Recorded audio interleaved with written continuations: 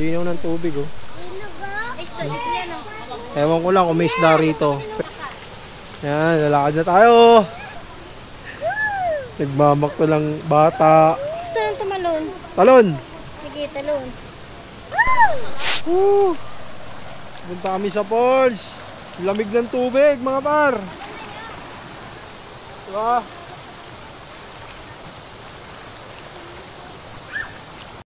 Yan mga par, sulit ang bakasyon. Pupunta tayo sa falls. At dahil dyan, ligo ulit. Grabe naman. Ano kaya? Naririnig ko na yung falls. Yung bagsak ng tubig, galing bundok. Ito ang daanan papunta doon. Sa Bahaw Falls. Kaputik ang daan. Pero syempre, nakayapak pa rin tayo. Yan. Talagang kagubatan dito mga par. Adventure ba? Kaya pag pupunta kayo dito, asahan nyo na yung ganyang mga putik.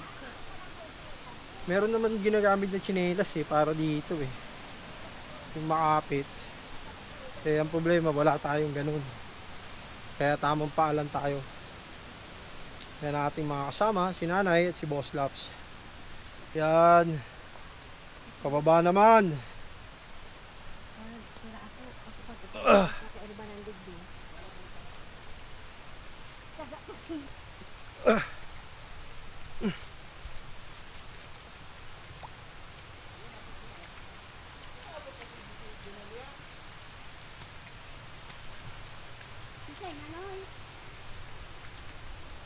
Tayo.